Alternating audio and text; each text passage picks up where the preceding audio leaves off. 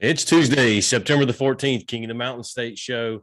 I'm here with the gentleman that was victorious last round. He's moved into the final four of the light heavyweight division of our 2021 King of the Mountain State. He's got his coach with him. I look forward to getting some perspective from both of these guys. We'll tell you a little bit about their background. They've showed they definitely belong in this best of the best kind of tournament. I've got Keynan Williams here with his coach, Brendan Harden, Hell on Wheels. Guys, thanks for sitting down with me. So it's a pleasure, boss. It's a pleasure. All right, so start with sitting down is what I do, man. So I appreciate it. Yeah, right. All right, man. So before we get started too much, I know a little bit about you guys. I've really enjoyed learning about your story, but tell me to start with Keynan, where you're from, where you're living at, and training, and all that kind of stuff. Well, I was born in Winchester, but I was raised in Jefferson County in West Virginia. Went to Jefferson High School. I started out wrestling. I wasn't a person looking to fight at first, to throw hands, but yeah, I just started wrestling off the bat. So what is it about the wrestling, the competing, the I know you said you played some football, maybe even some semi-pro football and stuff like that. What's it like competing? You know, a lot of that stuff's team sports, but you've kind of gravitated toward the one-on-one stuff. So in the beginning, when I started playing football, it was like everyone has to join together to be one unit. And then I come to figure out not everybody's in it for the team. So I realized I might have to take it upon myself, because I'm the only type of person I believe in. I could what's the word I'm looking for? The only person that can really beat you up is yourself. So I took it upon myself to just do individual sports, and I'm devoted to that, and I do a lot of self-discipline at that too from wrestling. When was the first time? I transitioned from that to boxing, because I never really threw hands and threw street beefs. Well, and that's what I was going to ask you, was when was the first time that all this ended up putting boxing gloves on? Well, after playing flag football and semi-pro football, I got an injury to my shoulder, and I was like, well, I'm done playing football for a while. Street beefs presented itself, and I was like, well, I wonder how far away that is, which was, it was in Harrisonburg. So it was a little bit of a drive, 2 hours, not that much. I went there, only knew wrestling. I won my first match, and I asked Chris Wilmore, which is the head of Street Beefs. I was like, hey, do you have a place where I could train? He pointed me to Daniel Shaw, and then Daniel Shaw took care of me from there pretty much. Well, you know, anytime I hear somebody mention Winchester, Virginia, that's who I think of, is Danny Shaw. Danny and I, we had a good run there. I matched some fights for him, sent him out to California one time for a big money fight. I imagine that Street Beefs is where you guys maybe met each other, you and Brandon. Is that where your all's paths crossed? Oh, it crossed a little bit before that. This man looked like a sack of potatoes in a chair when I first met him. And Daniel brought him in, and I was like, man, I'll spar with him, because no one else was just messing with him. He was just there hitting the bag.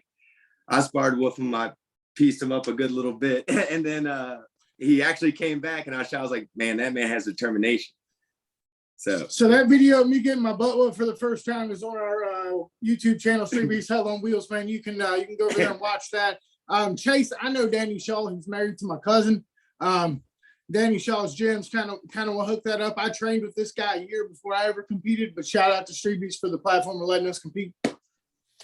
Yeah, and you know, Danny's always been a great coach. Even when he was a fighter, he was a great coach. I think, what's his gym? Neutral Corner? Is that what it's called? Neutral Corner Gym? Yeah. Yes, sir. But right now, I think he's going through a little transition. I think he kind of said a retirement, but he's still in my corner. Like, he's still with me in spirit and stuff. He talks to me every day. He's pushing me still. So shout out to Daniel Shaw again. So for the fans watching this that aren't familiar, like, Street Beefs has become a big deal. Like, whenever you guys are fighting, sometimes there might be 20 or 30 people standing out there, and it's in somebody's yard, or you've flown to Florida and it's in somebody's yard, whatever. 30. I don't know if you watched any recent ones though, but the most ones we've had so far has been up in the 60s and 70s now, like the last 3 months. But the biggest thing I'm getting at is you've got millions of people watching this online. Like, no matter if there's 30 or there's 60 people standing out there, when you go to fight, you know that there might be, I've seen 200,000, 1.2 million. Like, tell me what that's like when you know you're getting ready to fight, because even my guys are used to fighting in front of bigger crowds as far as people sitting there watching them, but it doesn't necessarily mean there's going to be a million people watch them like it is when you guys do it. Yes, sir. And that kind of like sets us up to actually move on to a bigger platform like yours. We already feel the eyes on us, and the anxiety is there, even if it's just a backyard and there's only a few people back there, because you know it's going to get posted. Millions of people are going to see it. This man, his first fight hit like 2, 3, 4 million views within like the first week or two. Yeah, it was at 20 million views, different shares. I'm gonna tell you, he downplays it, man. But I know being hell on wheels that anytime I'm in the cage of street beefs, it can and will go viral. I've gone viral twice on all 4 major platforms. Shout out to Sunshine, shout out Scarface Street Beefs. Hell on Wheels Challenge, man. You only see Hell on Wheels Challenge at Street Beefs. It's amazing what they've done for us. Nobody would even know who I am, bro. So shout out to them cats. And I really enjoy watching them. Like, it's fun for me, and I can start to see the talent. Like, you know, I think you and I talked about this off camera a little bit, Keynan, was I didn't really know you and AB showing up for the light heavyweights. I didn't know how it was going to transition. You guys went to work. Like, you both dominated some really good fighters. So there's some talent there. It's really good. You guys are doing a good thing. I got a chance to work a corner there with Brandon whenever you guys were in there. That was fun. Shout out. Appreciate you. So well, I look forward to doing that again on October 16th. Let's talk briefly about your last fight. It was with Ladre Stallworth. Ladre is super talented. He's had a bunch of USA boxing matches. He came in as one of the more experienced boxers. A couple of the commentators on the pay-per-view had picked him maybe to win the whole thing. You were very cool and comfortable. You fought your fight. You looked like you belonged in the ring, and you controlled the entire fight. Tell me what it was like being in there. And then, Brandon, I want to ask you what it's like, you know, you guys making some adjustments in the corners and stuff. But Keynan, go ahead. Tell me what that fight was like with Ladre. Yeah. Yes, sir. So yeah, in the beginning, there was like a little bit of equipment error or whatever. So I was already warmed up, so I had to stay warm. So I danced a little bit, but I'm used to like, that's how I just get loose. I stay loose. I just try to stay relaxed. But during the whole fight, I felt in control. I had nothing really hurt me. I felt like I was like moving my head properly. I was trying to figure him out because like you said, he's a all around really good boxer, but I couldn't find no film on him. So I just played it a little too cautious, but I never underestimated an opponent anyways. So, but by the third round, if the cut didn't happen, like I was getting ready to go just unleash. I was ready to unleash in the third round. Brandon, go ahead. What did you see as far as you've seen his performances a lot? So you've got more experience watching Keynan. What did you see in this one? So he had one punch that changed that fight. And for me, if you go back and listen to the audio, I called the punch because it was something he was teaching me in camp a month ago. It was a combination we've been working on for a while that he'd been teaching me. Well, when his opponent went into a particular defensive style, I just yelled it, and he already knew from the same keys that he'd been teaching me that was the punch. And when he connected with that punch, I could tell that it backed the opponent up a little bit. He no longer wanted to press the action, and then it allowed Challenge to have that ring generalship and that control of the fight. You know what I mean? He had the center of the ring, and to me that was the best part of it, seeing something that we've been working on. Although it was teaching it to me, I saw it parlay out into a fight perfectly. But on the other piece of being out here, man, I don't think anybody expects this dude to win this tournament. I told him that in the gym the other day. People don't expect him to win this. They expect him to lose. I'm cool with that, bro. We're right here. We don't do much running, man. Nope. Yeah. You know, what's really cool for me is I've went through this tournament where I've got to meet some of you guys. Some of them I've known forever, but now I've got friends who are calling me talking about the Keynan Williamses, talking about the A.B. Browns, talking about the Matt Adams in the heavyweight division, guys they never knew of before that's really making a name for themselves. So that's good. Another thing that's really important in boxing, fight game period, is the familiarity of working with people in the gym and coaching and the corner and that kind of stuff. Like, I can't tell you how many times I've went on money fights, whether it was Las Vegas, Florida, Texas, with one of my guys, and we get out there and we're unfamiliar with the cut guy. We're unfamiliar maybe with one of the guys helping us in the corner, and it's almost as if they're not there. You know him, you're able to work the corner, you know the tools in his toolbox, you're able to tell him, hey, let's go to this. That's a big advantage. Some of these guys don't have that. Yes, sir. Chemistry, big chemistry. And man, I got to tell you, I think it messed with some guys when my guys had their back turned to them in the corner, and then when they turned around, they were always smiling. Did you notice that, Mr. Hill? They're always laughing, right? Because Hell on Wheels can keep it laughing. They legitimately were having a good time. Like both of your guys were comfortable having fun. This is honestly what we do. AB and I came in the gym at the same time.